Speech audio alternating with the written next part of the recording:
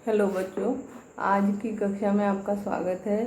आज आपको मैं युगों के दौर के प्रश्नोत्तर करवाऊंगी।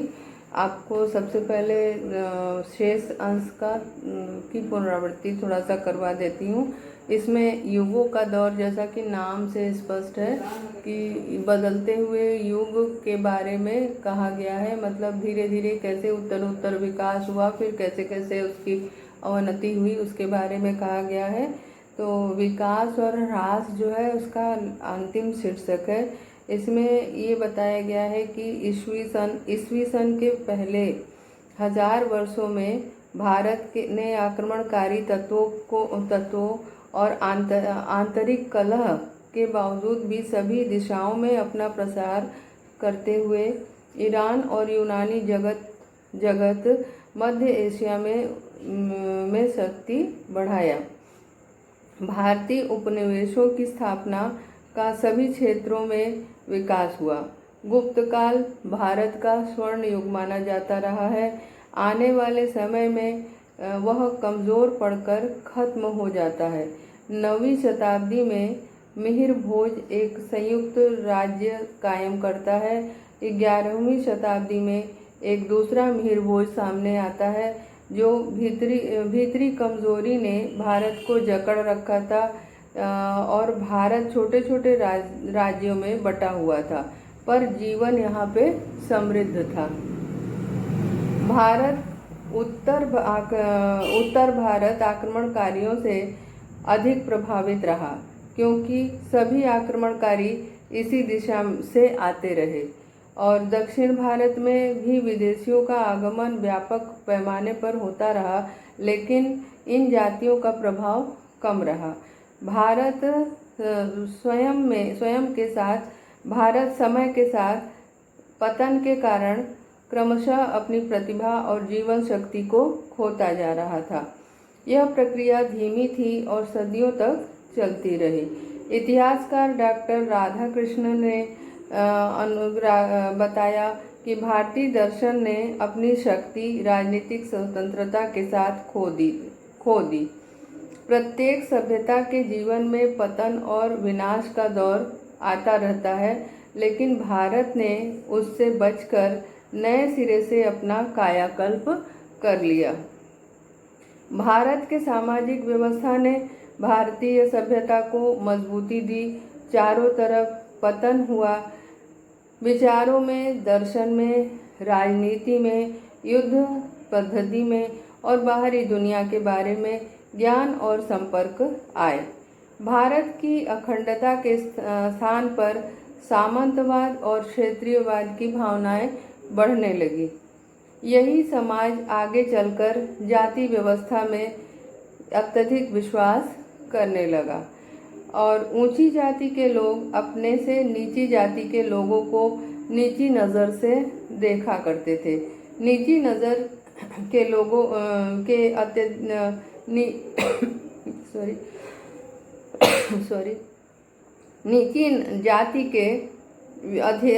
नीची जाति के लोगों को शिक्षा तथा विकास से वंचित रखा गया।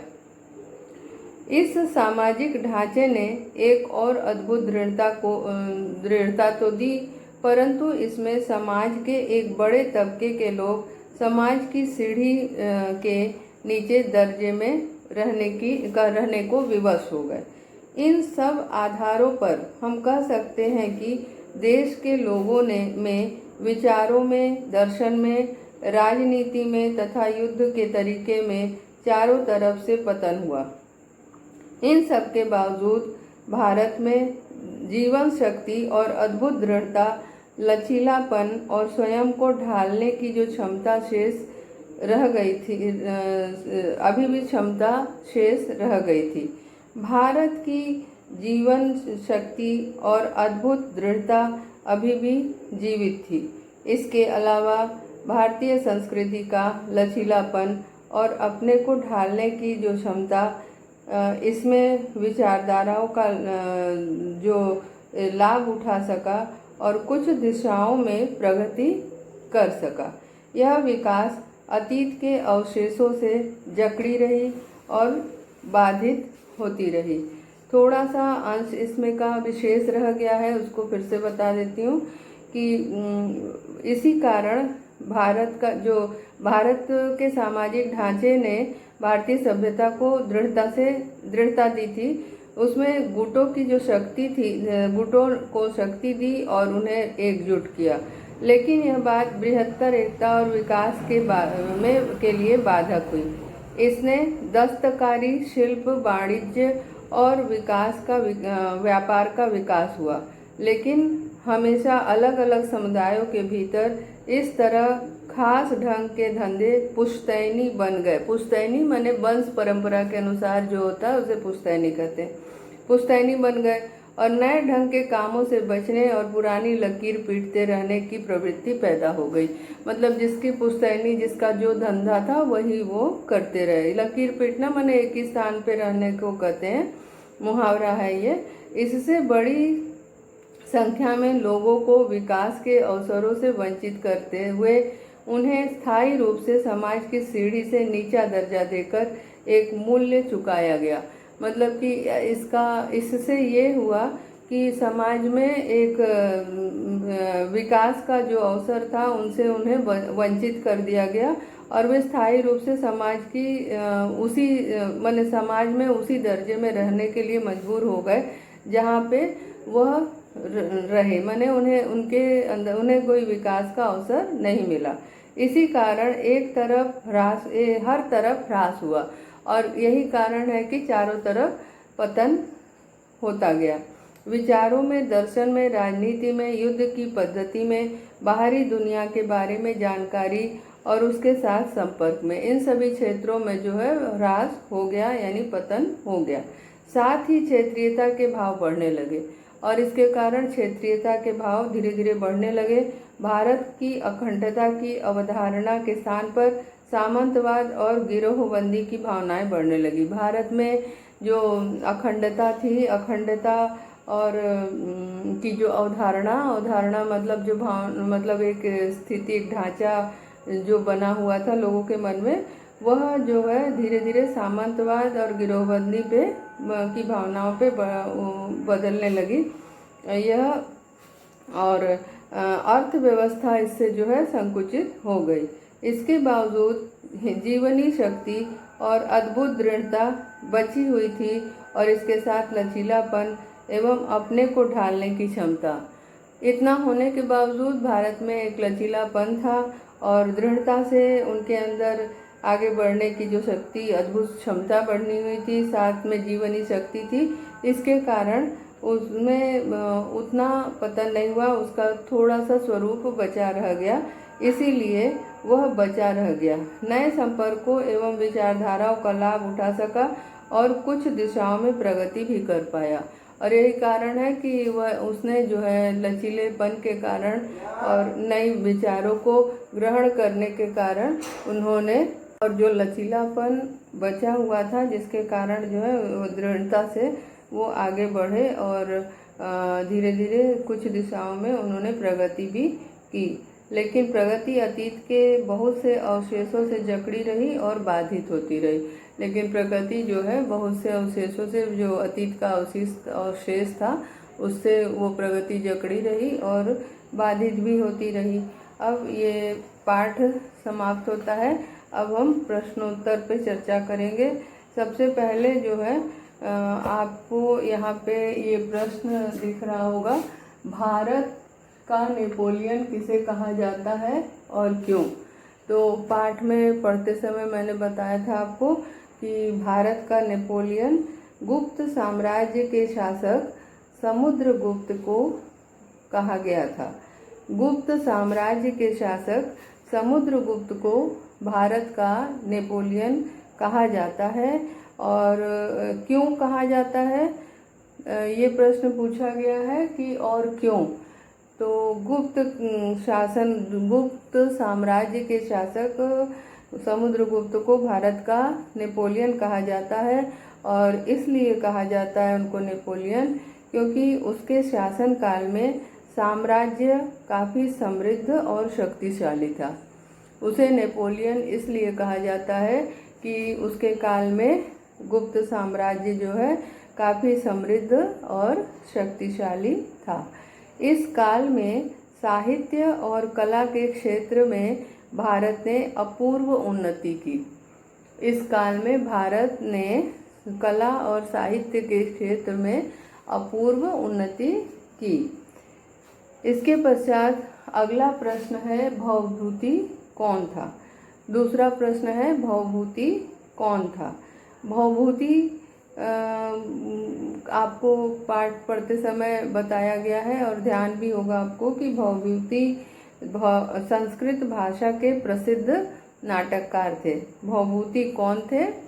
प्रश्न का जवाब है कि भवभूति संस्कृत भाषा के प्रसिद्ध नाटककार थे। वे सातवीं शताब्दी में नाटक के क्षेत्र में चमकते सितारे थे। वे 7वीं शताब्दी में भारतीय नाटक के क्षेत्र में एक चमकते सितारे के समान थे और कालिदास के बाद इन्हीं का स्थान माना जाता है। कालिदास के बाद इन्हीं का स्थान माना जाता है और भारत में भवभूति बहुत लोकप्रिय भी हुए। फिर से एक बार आपको बता देती हूँ इसका उत्तर। भवभूति भारत भाषा के प्रसिद्ध भवभूति संस्कृत भाषा के एक प्रसिद्ध नाटककार थे। भवभूति संस्कृत भाषा के एक प्रसिद्ध नाटककार थे। वे 7वीं शताब्दी में नाटक के क्षेत्र में एक चमकते सितारे के समान थे और कालिदास के बाद इनका ही स्थान माना जाता है और भारत में भवभूति बहुत ही ज़्यादा लोकप्रिय थे। इसके पश्चात अगला प्रश्न है कि हर्ष कौन था और भारतीय इतिहास में वह लोकप्रिय क्यों था? भारतीय इतिहास में वह लोकप्रिय क्यों था? हर्ष कौन था, ये अगला प्रश्न है और भारतीय इतिहास में वह लोकप्रिय क्यों था? इसका उत्तर इस प्रकार है कि हर्ष जो है 7वीं शताब्दी का सबसे शक्तिशाली राजा था। हर्ष भारतीय इतिहास का सबसे शक्तिशाली राजा माना जाता है और यह इसका समय जो है 7वीं शताब्दी है। ठीक है, वह 7वीं शताब्दी का सबसे शक्तिशाली राजा माना जाता है। उसने भारत में हूणों का साम्राज्य समाप्त किया। उसने भारत में हूणों का साम्राज्य समाप्त किया। उसने उत्तर भारत में से लेकर मध्य भारत तक एक बहुत शक्तिशाली राज्य की स्थापना की। उसने उत्तर भारत से लेकर मध्य भारत तक एक बहुत शक्तिशाली राज्य की स्थापना की। हर्ष ने हिंदू और बौद्ध दोनों धर्मों का प्रचार एवं प्रसार किया। हर्ष ने हिंदू एवं बौद्ध दोनों धर्मों का प्रचार एवं प्रसार किया। उसने अपने राज दरबार में कवियों और नाटककारों को संरक्षण दिया। उसने अपने राज दरबार में कवियों एवं नाटकों को संरक्षण दिया और अपनी राजधानी उज्जैनी को सांस्कृतिक गतिविधियों का केंद्र बनाया। इसके अलावा उसने अपनी राजधानी उज्जैनी को सांस्कृतिक गतिविधियों का केंद्र बनाया।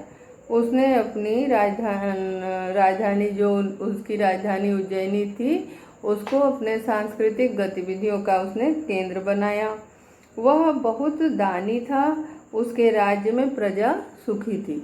वह बहुत दानी था और उसके राज्य में प्रजा जो है वह बहुत सुखी थी। एक बार फिर आपको इसका उत्तर बता दे रही हूँ। हर्ष 7वीं शताब्दी का सबसे शक्तिशाली राजा था। उसने भारत में हूणों का साम्राज्य समाप्त किया। उसने उत्तर भारत से लेकर मध्य भारत तक एक बहुत शक्तिशाली राज्य की स्थापना की। उसने उत्तर भारत से लेकर मध्य भारत तक एक बहुत शक्तिशाली राज्य की स्थापना की। हर्ष ने हिंदू और बौद्ध दोनों धर्मों का प्रचार एवं प्रसार किया। हर्ष ने हिंदू एवं बौद्ध दोनों ही धर्मों का प्रचार और प्रसार किया। उसने अपने राज दरबार में कवियों और नाटककारों को संरक्षण दिया। उसने अपने राज दरबार में कवियों और नाटककारों को संरक्षण दिया। अपनी राजधानी उज्जैनी को उसने सांस्कृतिक गतिविधियों का केंद्र बनाया। अपनी राजधानी उज्जैनी को उसने सांस्कृतिक गतिविधियों का केंद्र बनाया। वह बहुत दानी था और उसके राज्य में प्रजा बहुत सुखी थी। इस प्रकार आपने जाना कि हर्ष 7वीं शताब्दी का सबसे शक्तिशाली राजा था। अब आप इस प्रश्न को देखिए। प्राचीन भारत के प्रमुख विश्वविद्यालय के नाम लिखिए। ये प्रश्न है कि प्राचीन विश्वविद्यालय के जो प्रमुख प्राचीन भारत के जो प्रमुख विश्वविद्यालय हैं उनके नाम लिखिए। ये आपको बता दूं कि प्राचीन भारत में जो प्रमुख विश्वविद्यालय थे उनके नाम इस प्रकार हैं। सबसे पहला नाम है नालंदा विश्वविद्यालय का। सबसे पहला नाम है नालंदा विश्वविद्यालय का। दूसरा नाम है भागलपुर के पास विक्रमशिला विश्वविद्यालय का। विक्रमशिला विश्वविद्यालय जो है वह दूसरा विश्वविद्यालय था उस समय का, और उसका वह जो है भागलपुर के पास स्थित था। भागलपुर के पास स्थित था विक्रमशिला विश्वविद्यालय। और तीसरा है काठियावाड़ में स्थित वल्लभ विश्वविद्यालय। तीसरा जो है वल्लभ विश्वविद्यालय है जो कि काठियावाड़ में स्थित था। अगला चौथा प्रसिद्ध अमरावती विश्वविद्यालय जो कि दक्षिण में था। तो इस प्रकार 4 मुख्य विश्वविद्यालय थे। जिन 4 प्रसिद्ध विश्वविद्यालय के बारे में जाना जाता है उसमें सबसे पहला है नालंदा विश्वविद्यालय, दूसरा है विक्रमशिला विश्वविद्यालय जो कि भागलपुर में स्थित था, और तीसरा है वल्लभ विश्वविद्यालय जो कि काठियावाड़ में स्थित था, और चौथा है अमरावती विश्वविद्यालय जो कि दक्षिण में स्थित था। अब 5वां प्रश्न है कालिदास कौन थे, उनकी प्रसिद्ध रचनाओं का वर्णन कीजिए। 5वां प्रश्न है कि कालिदास कौन थे, उनकी प्रसिद्ध रचनाओं का वर्णन कीजिए। आप जानते हैं कि कालिदास जो है वह एक प्रसिद्ध नाटककार थे। तो इसका उत्तर आप इस प्रकार लिखेंगे। कालिदास गुप्त वंश के चंद्रगुप्त विक्रमादित्य के 9 रत्नों में से एक थे। कालिदास गुप्त वंश के चंद्रगुप्त विक्रमादित्य के 9 रत्नों में से एक थे। उन्होंने अपनी रचनाओं में प्रेम व प्रकृति का वर्णन बड़े सुंदर ढंग से किया है। उन्होंने अपनी रचनाओं में प्रेम एवं प्रकृति का चित्रण बड़े ही अनुपम ढंग से किया है, बड़े ही सुंदर ढंग से किया है। उनकी प्रमुख रचना है शकुंतला।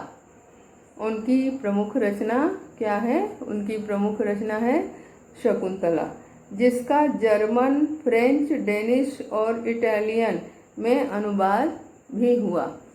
इस नाटक का जर्मन, फ्रेंच, डेनिश और इटालियन भाषा में अनुवाद भी किया गया। इनकी एक अन्य रचना बहुत प्रसिद्ध रचना है जिसका नाम है मेघदूत। कालिदास जी की एक अन्य रचना है जो कि बहुत प्रसिद्ध हुई जिसका नाम है मेघदूत। और मेघदूत जिसमें एक प्रेमी और प्रेयसी के एक प्रेमी द्वारा प्रेयसी को संदेश भेजने का वर्णन है। एक प्रेमी द्वारा प्रेयसी को बादल द्वारा संदेश भेजने का वर्णन है। तो इसका उत्तर आपको फिर से एक बार बता दे रही हूँ। कालिदास गुप्त वंश के चंद्रगुप्त के 9 रत्नों में से एक थे। उन्होंने अपनी रचनाओं में प्रेम व प्रकृति का वर्णन बड़े ही सुंदर ढंग से किया। और उनकी एक प्रसिद्ध रचना है जिसका नाम है अभिज्ञान शाकुंतलम या शकुंतला भी बोलते हैं। तो जिसका जो है जर्मन, फ्रेंच, डेनिश और इटालियन इन भाषाओं में अनुवाद भी किया गया। इनकी एक अन्य प्रमुख रचना है जिसका नाम है मेघदूत। इस रचना में प्रेमी द्वारा प्रेयसी को संदेश भेजा गया, वह भी बादलों के माध्यम से। तो ये एक महाकाव्य है। शकुंतला एक नाटक है और वो मेघदूत जो है एक महाकाव्य है। अब आपको इस पाठ से कुछ अन्य प्रश्न भी करवा दे रही हूँ। कुछ मुख्य प्रश्न और भी करवा देती हूँ, जैसे कि मौर्य साम्राज्य के बाद सत्ता किसने संभाली? इसके बाद भारत को किन किन परिस्थितियों से गुजरना पड़ा? ये एक प्रश्न है कि मौर्य साम्राज्य के बाद सत्ता किसने संभाली, इसके बाद भारत को किन किन परिस्थितियों से गुजरना पड़ा? तो इसका उत्तर है कि मौर्य साम्राज्य के पतन के बाद शासन सत्ता शुंग वंश के ने संभाली। इसके मौर्य साम्राज्य के पतन के बाद शासन व्यवस्था शासन सत्ता शुंग वंश ने संभाली। मौर्य वंश के बाद शुंग वंश ने शासन व्यवस्था संभाली। इनका शासन क्षेत्र काफ़ी सीमित हो गया था। दक्षिण में बड़े राज्य उभर रहे थे और उत्तर में काबुल से पंजाब तक यूनानियों का साम्राज्य था। इनका शासन क्षेत्र जो है बड़ा ही सीमित था और दक्षिण में कुछ बड़े राज्य उभर रहे थे और उत्तर में काबुल से पंजाब तक यूनानियों का साम्राज्य था। अब आगे एक प्रश्न है, कुषाणों ने क्या काम किया? कुषाणों ने क्या काम किया? इसका उत्तर है कुषाणों ने शकों को पराजित करके दक्षिण की ओर खदेड़ दिया। कुषाणों ने शकों को पराजित करके दक्षिण की ओर खदेड़ दिया। कुषाणों के पूरे उत्तर भारत में और मध्य एशिया के बहुत बड़े भाग पर अपना शासन स्थापित किया। कुषाणों ने उत्तर भारत में और मध्य एशिया के बहुत बड़े भाग में अपना शासन स्थापित किया। अगला प्रश्न है कि कुषाण काल में बौद्ध धर्म किस प्रकार प्रभावित हुआ? कुषाण काल में बौद्ध धर्म किस प्रकार प्रभावित हुआ? इसका उत्तर है कुषाण काल में बौद्ध धर्म दो भागों में बट गया। कुषाण काल में कुषाण साम्राज्य की जब स्थापना हुई तो बौद्ध धर्म जो है दो भागों में बट गया, एक हीनयान और एक महायान। तो इन दोनों के मतभेद काफ़ी बढ़ गए और बड़ी बड़ी सभाओं में इनके आपसी विवाद उठने लगे। कुषाण काल में बौद्ध धर्म के दो भागों में बट गया, दो भागों में विभक्त हो गया, एक हीनयान दूसरा महायान। इन दोनों के मतभेद आपस में बढ़ने लगे और बड़ी बड़ी सभाओं में इनके आपसी विवाद होने लगे। अब आपको अगला प्रश्न बता देती हूँ कि भारत में चीनी राजदूत कब आए? भारत में चीनी राजदूत कब आए? भारत में चीनी राजदूत 64 ईस्वी में आए, 64। भारत में चीनी राजदूत 64 ईस्वी यानी 64 ईस्वी में आए। नागार्जुन कौन थे? इन्होंने कौन सा विशेष कार्य किया? नागार्जुन कौन थे और इन्होंने कौन सा विशेष कार्य किया? नागार्जुन बौद्ध शास्त्रों और भारतीय दर्शन के एक महान विद्वान थे। नागार्जुन बौद्ध शास्त्रों और भारतीय दर्शन के एक बहुत बड़े विद्वान थे। नागार्जुन ईसा की पहली शताब्दी में हुए। एक प्रश्न ये है कि कौन से फल भारत को चीन की देन है? कौन सा फल भारत को चीन की देन है? तो ये आपको बता दूं, आड़ू और नाशपाती। आड़ू और नाशपाती ऐसे फल हैं जो भारत में नहीं उगते थे, ये चीनियों की देन है। आड़ू और नाशपाती, ये जो दो फल हैं, ये भारत में नहीं होते थे, ये चीनियों की देन है। अगला प्रश्न है, मौर्य साम्राज्य का पतन होने के बाद दक्षिण भारत की सत्ता व्यवस्था कैसी थी? मौर्य साम्राज्य के पतन के बाद दक्षिण भारत की शासन व्यवस्था कैसी थी? इसका उत्तर है, मौर्य साम्राज्य का अंत होने पर दक्षिण के राज्य में एकांकी रूप में फलने फूलने लगे। मौर्य साम्राज्य का अंत होने पर दक्षिण भारत के राज्य एकाकी रूप में फलने फूलने लगे। विदेशी शासकों की क्या विशेषता थी? ये एक प्रश्न है। इसमें विदेशी शासक, विदेशियों का आक्रमण हुआ और उन्होंने सत्ता संभाली। तो ये प्रश्न है कि विदेशी शासकों की क्या विशेषता थी? इसका उत्तर है, विदेशी शासकों ने अपने आप को भारतीय परंपरा, सभ्यता व संस्कृति के अनुरूप जल्दी ही ढाल लिया। विदेशी शासकों ने अपने आप को भारतीय परंपरा, सभ्यता व संस्कृति के अनुरूप जल्दी ही ढाल लिया, इसलिए सफल शासक रहे। अगला प्रश्न है, भारतीय सभ्यता की विशेषता क्या थी? भारतीय सभ्यता की विशेषता क्या थी? भारतीय सभ्यता की विशेषता यह थी कि वह व्यक्तिवादी होते हुए भी सामुदायिक रूप रखती थी। भारतीय सभ्यता की विशेषता यह थी कि वह व्यक्तिवादी होते हुए भी सामुदायिक रूप रखती थी। अगला प्रश्न है, चंद्रगुप्त मौर्य के शासनकाल में रचित नाटक मुद्रा राक्षस की क्या विशेषता है? चंद्रगुप्त मौर्य के शासनकाल में रचित मुद्रा राक्षस नाटक की क्या विशेषता है? तो यह नाटक जो है उस समय की पूर्ण राजनीतिक गतिविधियों का लेखा जोखा प्रस्तुत करती है।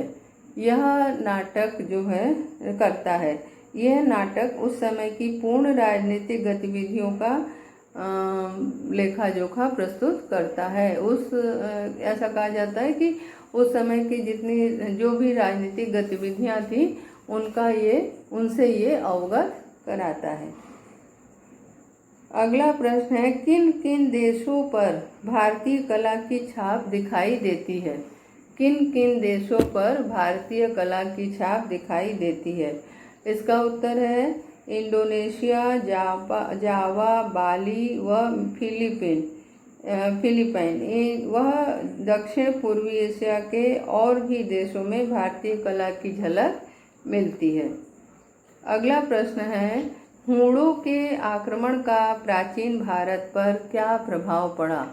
हूणों के आक्रमण का प्राचीन भारत पर क्या प्रभाव पड़ा? इसका उत्तर है, उत्तर पश्चिम दिशा में होने वाले हूणों के आक्रमण से भारत राजनीतिक एवं सैन्य एवं दोनों दृष्टियों से कमज़ोर हो गया। भारत पे जब हूणों ने आक्रमण किया, इससे भारत राजनीतिक और सैन्य दोनों दृष्टियों से कमज़ोर हो गया और उसके यहाँ बसने से लोगों में अंदरूनी परिवर्तन हुआ। उसके यहाँ पे बस जाने से लोगों के अंदर अंदरूनी परिवर्तन हुआ और उसका उनका जो बर्बरतापूर्ण व्यवहार था उस भारतीय संस्कृति के अनुरूप नहीं था। उनका जो बर्बरतापूर्ण व्यवहार था वह भारतीय संस्कृति के अनुरूप नहीं था। अगला प्रश्न है, ब्राह्मणवाद और हिंदूवाद की उत्पत्ति कैसे हुई? ब्राह्मणवाद और हिंदूवाद की उत्पत्ति कैसे हुई? विदेशी आक्रमणकारियों द्वारा लगातार आक्रमण से भारतीय ब्राह्मण वर्ग काफ़ी चिंतित हो उठे थे। विदेशियों का जो आक्रमण होता रहा उससे जो है उस आक्रमण से भारतीय ब्राह्मण वर्ग बड़े चिंतित हो उठे थे। इन विदेशी आक्रमणकारियों का रस्म रिवाज और संस्कृति बिल्कुल भिन्न था। इन आक्रमणकारियों की संस्कृति और इनके रस्म रिवाज बिल्कुल भिन्न थे। उनकी संस्कृति से भारतीय संस्कृति का और सामाजिक ढांचे के लिए खतरा उत्पन्न हो रहा था। अतः लोगों में राष्ट्रीय भावना को जगाना ही राष्ट्रीय धर्म था और इनके विरुद्ध लोगों की जो प्रतिक्रिया थी उसे ब्राह्मणवाद और हिंदूवाद कहा गया। अब प्राचीन भारत में गणित शास्त्र की क्या स्थिति थी? प्राचीन भारत में गणित शास्त्र की क्या स्थिति थी? आधुनिक अंकगणित और बीजगणित का आधार भारत में ही पड़ा। भारत में ज्यामिति का भी विकास हुआ।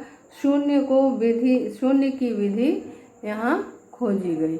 ये रहे पाठ के कुछ मुख्य प्रश्न जिन पे जो है चर्चा की गई और शेष जो है इससे आपको पाठ समझने में आसानी होगी।